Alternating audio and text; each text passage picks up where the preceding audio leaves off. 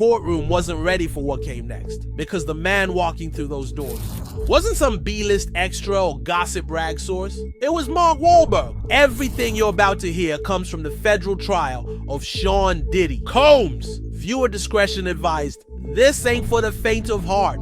The following is real. Sworn testimony, courtroom drama, unsealed exhibits, direct quotes, as reported by inner city press and confirmed by first-hand sources. This isn't a tabloid headline. This is a system unraveling. The trial had already gone nuclear. Ashton Kutcher dropped a bomb.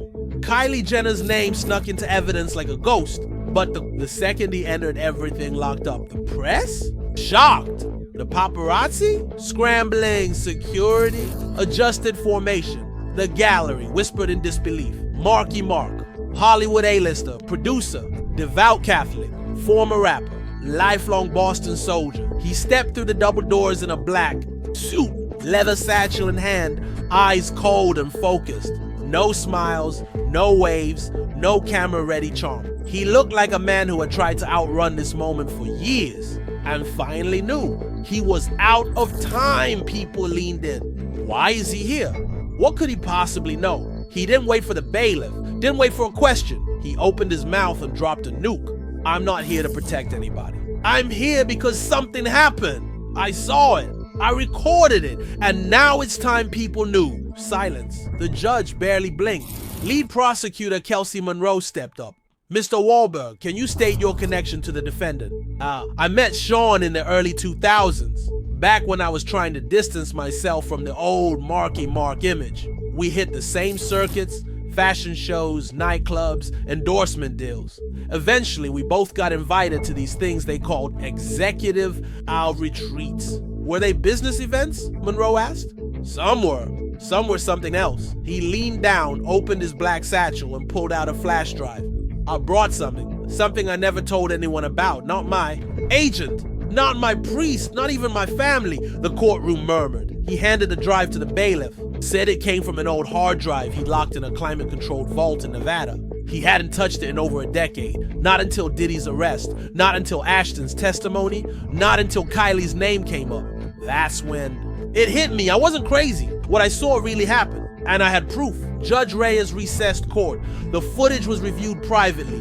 What they saw? Even the most jaded courtroom vets weren't ready. When court resumed, the clip was queued up. Gallery dead silent. On screen, a dimly lit, upscale lounge. Candles flicker. Velvet couches. Somewhere coastal. You hear laughter. Then the camera zooms. Slightly, there they are. A group of men. Diddy front and center, cigar in hand. Two other men sit beside him. Faces blurred. One leans in. Whispers. Then Diddy leans forward and says, "They don't get to leave until we say so." Gasps erupted. Where did this happen? Monroe asked. The Hamptons, August 2008, after a charity auction. VIP only.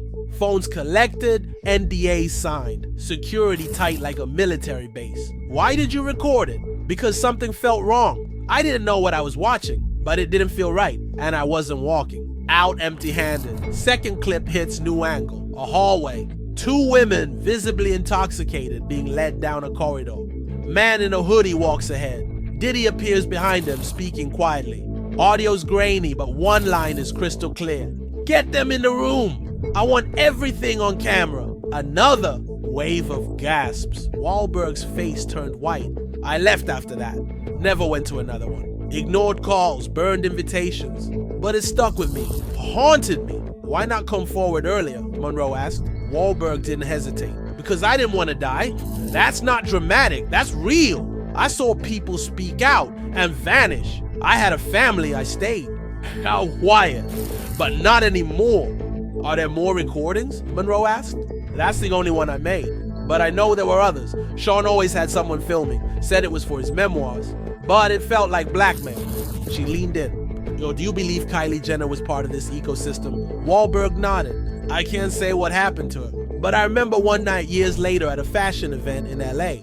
Sean and some manager type were talking about leverage. I'll never forget the line. She was never supposed to be caught on cam. We claimed it, but I still got the originals. Monroe, you turned to the judge. Your Honor, this isn't just historical, it's systemic. The defendant was recording private encounters in secret, weaponizing access, and directing people like pawns. Judge Reyes nodded. Let the record show. Well, the witness has provided physical evidence previously unknown to this court. But then, Monroe dropped the real twist. She played an old voicemail Wahlberg found on his burner. Left shortly after that 2008 event, a muffled voice. You didn't see anything. Don't talk. It's just business. You know how this goes. Block number. Altered voice. But Wahlberg didn't flinch. That's him. I'd know that voice anywhere. That's Diddy, smiling while he threatens you. 2 weeks later, Wahlberg's manager declines a deal tied to Diddy. Next day, smear piece hits a blog, calls Wahlberg difficult. Day after that, old teenage arrest resurfaces. That's when I knew I was being warned. As court prepared to close for the day, Wahlberg leaned in one last time. I'm not here for revenge. I'm here because I've kept secrets. I've got daughters. And if even a fraction of what these other women are saying is true, silence is no longer an option. He turned to Diddy. You remember that night. You know what's on those tapes. And you know what you did. Diddy didn't move. The courtroom was frozen. Headlines exploded. Wahlberg drops. Bombshell secret tapes confirmed they don't leave unless we say so. Did he expose them now? Or the question isn't what Wahlberg saw. It's who else saw it and who else has tapes they've kept locked away. Part 2 and now Cold Cases, Kylie and the Velvet Code. The courtroom hadn't recovered. Mark Wahlberg's testimony, that was just the ignition spark. Because the flash drive he submitted, it wasn't a one-off. Federal agents came back, white-faced and wide-eyed. That flash drive? It was part of a larger cache, a vault of digital files previously believed to be lost. And Wahlberg, he had proof that what he captured in 2008 was just one frame in a much bigger reel. Back on the stand, Wahlberg looked drained, hands folded, eyes tired, voice steady. Kelsey Monroe adjusted her tone. The courtroom didn't buzz anymore now. It hummed with pressure, like the walls were holding their breath. Mr. Wahlberg, she began carefully. Did Mr. Combs ever imply that he had footage of other individuals, stored or used for influence? He nodded slowly. Yes, more than once, but one night in particular, it stuck with me. Miami, Art Basel, 2011, small crowd, 15 people max, models, producers, a few A-list ghosts. Diddy pulls Mark aside. You ever want to keep people in line? You don't need muscle, you just need memories caught on camera. Wahlberg thought it was a joke, he laughed, but Diddy didn't. I don't forget anything, he said. That's why they don't cross me. Then came the moment that rattled the ceiling. Monroe submitted a digital forensics report. From a server seized during the raid, the folder was titled Cold Cases. Inside, an index of files, code names, event dates, tags, names redacted, except 1K Jenner, tagline Velvet Axis, observed. Do you recognize that name? Monroe asked. Wahlberg. Kylie, and I know what Velvet Axis means, restricted. Visuals, special clearance, limited mobility. Kylie wasn't just at the party. She was part of a system. There were levels, Wahlberg said. Colors, roles. Some people were brought to be seen, others to be used. Kylie, she was brought to be seen, but not to know what she was seeing. The gallery was frozen. The judge didn't interrupt. She listened, arms crossed, eyes narrowed. There were other tapes, Wahlberg added. I won't name names. But Diddy bragged, said he had footage of celebrities doing things they never went out.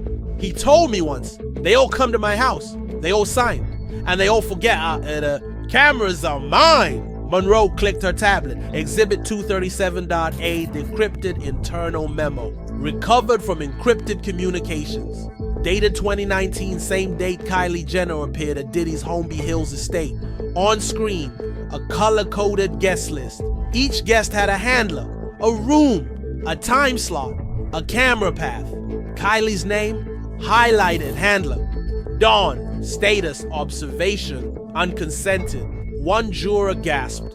The rest? Stone. Monroe read the memo footnote out loud. Observer profiles to be used for future leverage. No outbound access granted. Secure via Tunnel 3 if necessary. Mr. Wahlberg, she asked, did Mr. Combs ever mention secret tunnels in his properties? Yes, Wahlberg replied without missing a beat. He used to joke about rat tunnels. I thought it was ego talk. Now I know, it was real. He said, you walk someone in, you walk them out the other side, and no one even knows. They were there. Monroe nodded and called Vincent Perez to the stand, former architecture consultant, worked on renovations at Holmby Hills. Are you aware of Tunnel 3? She asked.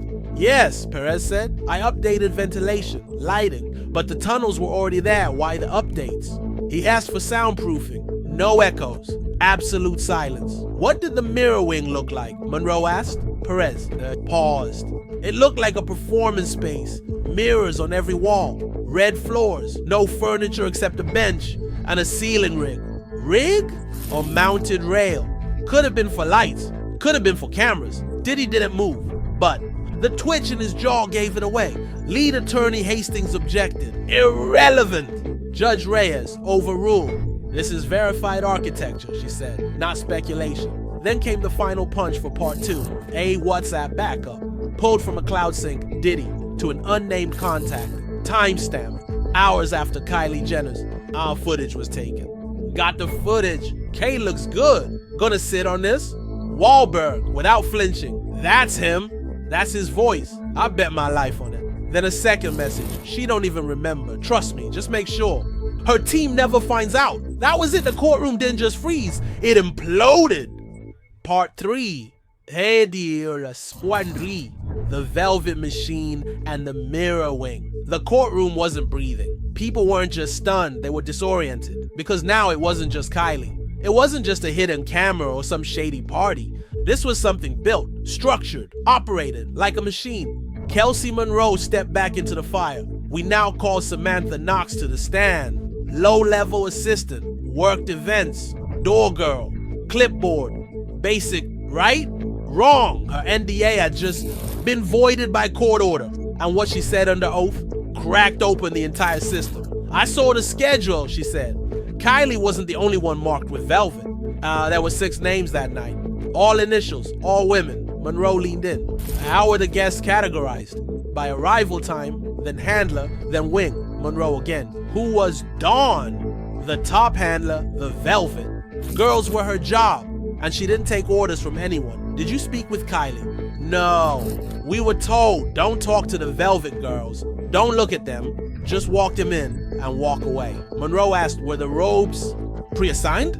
Yes. Routes were mapped. Handlers had earpieces. It wasn't a party, it was a process. Let that sink in. Color-coded robes, scripted entrances, no phones, no names, just handlers, paths, surveillance, and silence. Monroe addressed the jury.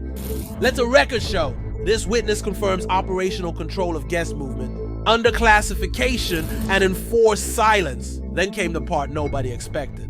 Ms. Knox, Monroe asked, were you ever threatened? Samantha paused, her voice shook.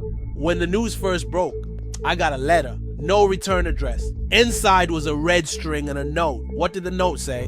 What happens in velvet stays in velvet. The courtroom didn't gasp this time, because by now they understood this wasn't just a system, this was a syndicate. Hastings jumped up. Objection! Hearsay! Judge Reyes didn't even blink. We'll allow limited testimonial relevance. Monroe turned back toward the front. We now move to show one final piece of audio, recovered from an encrypted server known internally as Mirror Lake. That name had been floating around since the Ashton Kutcher segment. Nobody had cracked it. Until now, the audio played. It was Diddy cool, calm, calculated. Think they'll say anything? They can. They're part of it now. They drank, they signed, they stayed. That's all that matters. The tone wasn't angry, it was smug. Like someone sitting at the top of a pyramid made of secrets, watching the world burn untouched. Monroe looked to the judge. Your Honor, we rest this segment of the case with the assertion that Mr. Combs didn't just record unconsented footage. He stored it, accessed it, and used it to control, to manipulate, to maintain silence. Judge Reyes nodded. Let the record show. Exhibit 200 mil. The file has been authenticated and accepted. Diddy didn't blink. didn't move, didn't twitch, but his defense team flushed, writing furiously, unraveling. Hastings stood. Your Honor, we acknowledge the footage, but we reject any suggestion of coercion, surveillance, or misuse. Our client is a producer. He films. That's his brand. Monroe didn't wait. Consent is not implied. Not when phones are seized. Not when logs are erased. Not when handlers assign women by code. The judge dismissed for the day. But there was no relief, because the truth was out and the room was still echoing from what it heard. Our part 4, Ruido Soif fell. The gold room order, Kylie's silence, and Hollywood's collapse.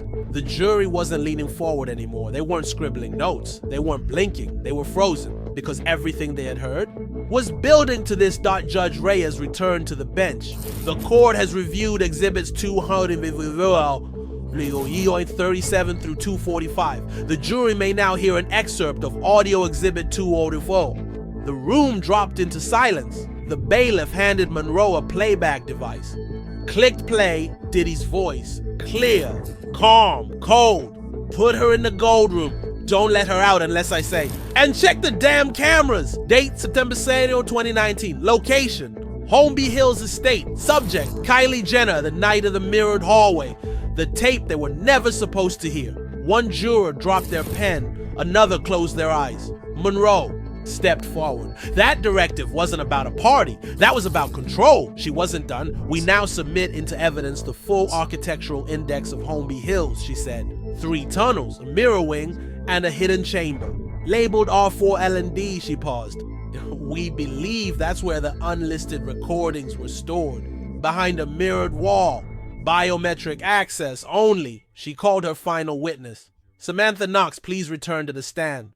What she said next, it didn't just cut, it eviscerated. There were 6 women marked Velvet that night, she said, all listed by initials. Kylie was just one of them. Sorted how? Arrival time, handler, then wing. Who managed them? Dawn. She didn't answer to anyone. Samantha confirmed everything. Velvet girls didn't talk, didn't wander, didn't make eye contact. They were walked in and vanished into the system. The robes were pre-assigned. Paths were mapped. Handlers wore earpieces. It wasn't a party, she said again. It was a process. Miss Knox, Monroe asked, were you ever threatened? Samantha nodded. After the first headlines dropped, I got a letter. No return address. Inside was a red string and a note. What did it say? What happens in Velvet stays in Velvet. Hastings objected. Judge Reyes allowed it. Testimonial relevance is clear, she said. The room shifted, not from shock, from fear. How deep did this go?